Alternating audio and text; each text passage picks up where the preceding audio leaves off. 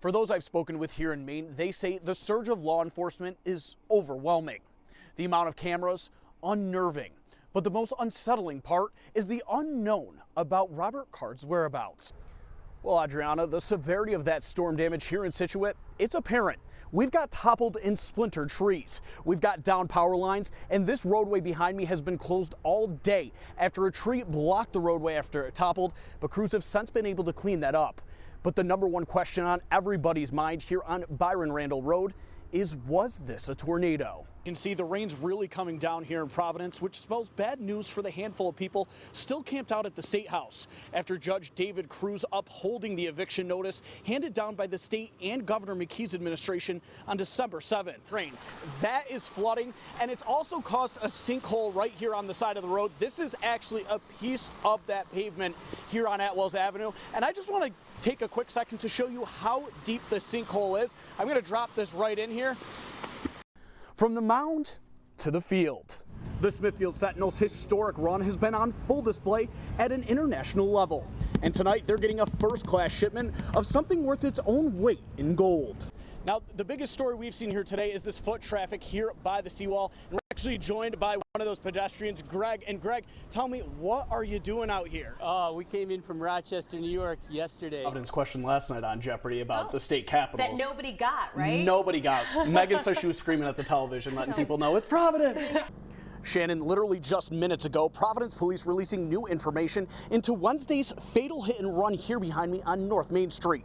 Police say they've arrested 27-year-old Caitlin Kelly, sharing this mugshot of the suspect. Sam, that sixth inning was an emotional roller coaster. Everyone inside of the bar here at the Trap in Smithfield were on their feet.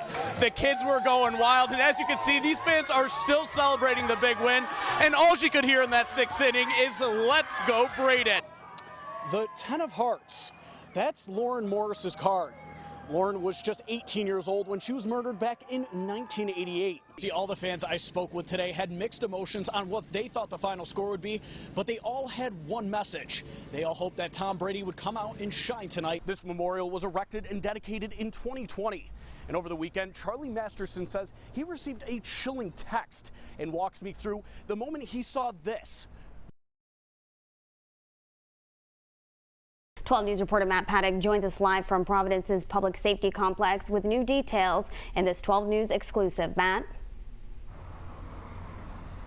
Well, the 20-page report is shedding new light into the violent incident, including that 8 total police officers exchanged gunfire with the suspect. Live right now, right near the scene. What can you tell us, Kate? Shots are still being fired here. A barrage of bullets blanketing Denison Street in the early hours of February 10th of 2022. Oh my God. A day that now Providence Police Chief Oscar Perez says he'll never forget. I'm happy with the decision of the fact that it was clear, because again, it was a very dangerous day. Get cover. Thank God that we didn't lose an officer on a specific day. Get all those people out of the house. Police body camera footage showing crews getting neighboring families to safety. Hey, how old is the daughter? Followed by an extraction of a 12-year-old girl out of the apartment. 12. And yes, they were on that specific day, they engaged an individual that was violently firing hundreds of rounds at them. After a nearly 15-minute gun battle, the house caught fire. Providence police officer Frank Moody quoted in the report saying he has never come under such sustained fire from a suspect over his more than 40 years with PPD. It's a statement like that that makes you realize that when you put this uniform on and you come to work, you don't know what to expect. According to the Attorney General's report, Scott McLean refused to engage with a police negotiator, had 15 firearms on his person, barricaded himself inside, and opened fire on officers. The AG's report going on to say deadly force used by the police officers who responded was objectively reasonable and necessary under the circumstances. It was the training that helped them survive. It was the training that helped them keep the city safe, make sure that you deliver, because that's what you took an oath for, and that's what they did. According to a medical examiner's report, Scott McLean's cause of death was a self-inflicted gunshot wound. And coming up tonight, new at 5, we dig into the Attorney General's report into what caused the fire at 25 Denison Street. Live in Providence, Matt Paddock, 12 News.